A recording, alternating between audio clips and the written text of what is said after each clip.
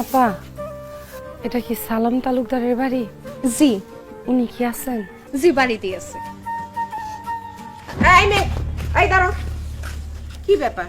চিনি না জানি না তুমি হুড় করে বাড়ির ভিতরে ঢুকতেছো, কে তুমি? আমার নাম রাবেয়া। এটা আমার বাপের বাড়ি, এই জন্য আমি এই বাড়ির মধ্যে ঢুকতেছি। এইটা আমার স্বামীর বাড়ি। তুমি তো আমার মেয়ে না, তাহলে এটা তোমার বাপের বাড়ি হলো কেমনে? কারণ আপনার স্বামী আমার আব্বা। ও আলমের বাপ, আলম তাড়াতাড়ি এদিকে আয়, এই মায়া কি কয় শোন। কি হইছে? এত চিল্লাপাল্লা করতেছো কেন এখানে? আরে চিল্লাপাল্লা করুম না, এই মায়া কি কইতেছে দেখো। ও নাকি তোমার মাইয়া, তুমি নাকি ওর বাপ। কথা কি সত্যি? আরে মা, তুমি যে কি কও? কোথ থেকে কোন পাগল আইছা আলতু ফালতু কথা বলতেছে, আর সেগুলা শুনে তুমি উতলায় হয়ে পড়ছো। এই তানিয়া, এই পাগলের কিছু খাওয়া দাওয়া বাড়ি থেকে বিদায় করো। আমি পাগল না, আমি একজন সুস্থ মানুষ ভাইজান। ভাইজান? এই তুই আমার ভাইজান বলতেছস কেন? কারণ আপনার আর আমার আব্বা এক। আমি পর কেউ না ভাইজান, আমি আপনার বোন। তুই আমাকে বোন মানে? এই তুই আমাকে কেমন বোন? সৎ বোন। ও আল্লাহ রে, আমি এটা কি শুনলাম? এই মেয়ে কি কইলো? এই তুমি চুপ করে রইছো কেন? এই মেয়ে কি সত্যি তোমার মেয়ে? তুমি কি সত্যি আরেকটা বিয়ে করছো? চুপ করো শাহানা। রাবেয়া, হঠাৎ করে তুই কিছু না জানায় এইখানে আইছস কেন? আব্বা, আমার মায় মরে গেছে। আব্বা মরে যাওয়ার আগে আপনার অনেক দেখতে চাইছে। আমার মার কি পোড়া কপাল আব্বা, মরার আগে উনি ওনার স্বামীর একটু দেখতেও পারলো না। আমি একদম একা হয়ে গেছিলাম আব্বা। এলাকার মানুষজন অনেক উত্তক্ত করত, কোনো কিছু না বুঝে এই জন্য এখানে চলে আসছে। ভাবছি এই জায়গায় আমার একটা ভাই আছে, আমার একটা বোন আছে, আমার একটা মা আছে। বোন, তুমি আমারে তোমার বড় বোন ভাবো। মা, আপনি আমার একটু আপনার মাইয়া ভাবেন। মা, ভাবি, ভাবি আমারে তুমি তোমার ননদ মনে করো। মাইজান, আমার আপনি আপনার বোন মনে করেন। চুপ কর! তোর আমি কি মনে করবো? হ্যাঁ, তুই কে? তোর তো আমি ঠিক মতো চিনিই না। অনেকক্ষণ ধরে তোর আমি এই সব আলতু ফালতু কথা শুনছি, আর শোনার টাইম নাই। আমার বাপ কখনো দ্বিতীয় বিয়ে করতে পারে না, আর তুইও আমার বোন হইতে পারস না। কোন পাগলা হারতে আইছস তুই? যেখান থেকেই আসুক, এই পাগলের বাচ্চারা এক্ষুনি ঘাট ধরে বাইর করে দে আলম। হ ভাইজান, ওরা এক্ষুনি বাড়ি থেকে বের করে দাও। খবরদার, খবরদার ওর গায়ে হাত দিবি না। হ্যাঁ, ও ঠিকই কইছে। আমি ওর মারে বিয়া করছিলাম। ও আমার ঐরসজাত সন্তান, আমার মেয়ে, তোর বোন, সৎ বোন।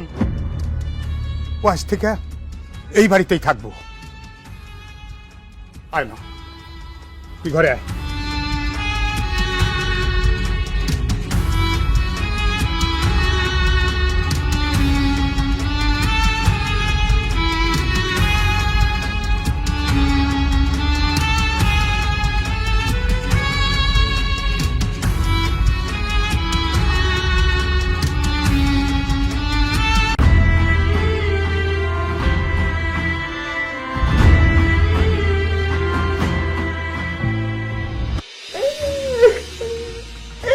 প্রতারক, বেঈমান, ধোঁকাবাজ।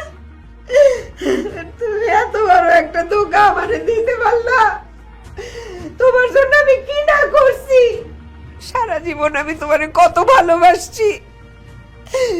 তুমি যখন যেভাবে চলতে কইছো সেইভাবে চলছি। সেই তুমি আমারে ধোঁকা দিয়ে আমার সাথে বেইমানি করে আরেকটা বিয়ে করছো। আমারে এত বড় ধোঁকা দিয়ে আমার সাথে বেইমানি করে কেন তুমি আরেকটা বিয়ে করছো? আমার মধ্যে কি কমতি ছিল যে তুমি আরেকটা লুকাইয়া বিয়ে করছো? সি আব্বা, আমি আপনাদের কত ভালো জানতাম। আমার কলেজের শিক্ষক, বন্ধু বান্ধব সবার কাছে বলতাম আমার বাবার মতো ভালো মানুষ আর হয় না। সবাই যখন জানবো তুমি আরেকটা বিয়ে করছো, সেই ঘরে এত বড় একটা মেয়ে আছে, তখন আমার মান সম্মান থাকবো কিছু? কাউকে আমি মুখ দেখাইতে পারবো? আমার আব্বা যদি খালি একবার জানতো যে তোমার বাবা গোপনে আরেকটা বিয়ে করছে, তাহলে জীবনও তোমার কাছে আমার বিয়ে দিত না। সি সি সি সি সি এই বয়সে এমন একটা কাজ উনি কেমনে করলো? আমার তো মাথায় আসে না। আমার মাথা তো পুরো আমার বাপের বাড়ির সামনে হেট হয়ে গেল। সি আব্বা সি, আপনারা আমি একটা ভালো মানুষ মনে করছিলাম, আপনারা নিয়ে আমি কত গর্ব করছি, অথচ আমি আজকে বুঝতে পারলাম আপনি একটা মিসকা শয়তান, অসভ্য, বর্বর, বদমাশ, খারাপ চরিত্রের লোক আপনি। এই! খবরদার, খবরদার আমার সম্পর্কে না জেনে শুনে কোন রকম উল্টাপাল্টা কথা বলবি না। এই খবরদার, তুমি আমার গলারে মারবে না। ও তো ঠিক কথাই কইছে। তুমি যদি এতই ভালো মানুষ হইতা তাইলে গোপনে আমারে ধোকা দিয়ে আরেকটা বিয়ে করতে না, আরেকটা সংসার করতে না। আমি তোমারে ধোকা দিয়া বিয়া করি নাই। আমি তোমারে বিয়া করার আগে রাবেয়ার মারে আমি বিয়া করছিলাম। রাবেয়ার মা আমাদের এখানে কাজের মানুষ ছিল ঠিকই, সে মানুষ হিসাবে একজন খুবই ভালো মানুষ ছিল। কাজে কর্মে, দেখতে শুনতে কোনো দিক থেকে সে কমতি ছিল না। আর ভালোবাসা এটা তো হৃদয় ঘটিত ব্যাপার স্যাপার। আমি কখন যে তারে ভালোবেসে ফেলি আমি নিজেও বুঝতে পারি নাই। আমি জানতাম আমার আর রাবেয়ার মার ভালোবাসা আমার বাবা মা কোনোভাবেই মেনে নেবে না। তাই আমি ভয়ে গোপনে আমরা দুজন বিয়ে করি এবং ব্যাপারটা গোপন রাখি। আমার বাবা মা একটা সময় তোমার সঙ্গে বিয়ে দেওয়ার জন্য যখন আমাকে চাপ দিল, তখন আমি আমার বাবাকে খুব সম্মান করতাম, তাকে সমীহ করতাম। তখন আর আমি না করতে পারি নাই, তাই তোমাকে বিয়ে করেছিলাম। কিন্তু বিয়ের পরে তুমি কষ্ট পাবে, সংসারে হানাহানি হবে, সংসারে অশান্তি সৃষ্টি হবে, তাই আমি ব্যাপারটা তোমাকেও বলতে পারি নাই, গোপন রেখেছিলাম। তুমি বুঝতে পারছি আজকে যে বিষয়টা গোপন রাখা আমার ঠিক হয়নি, আমার বলা লাগতো। সেই কারণে আজকে আমি করজোরে তোমাদের কাছে আমি ক্ষমা চাইছি আমার এই ভুলের জন্য। তোমরা আমার ক্ষমা করে দিও।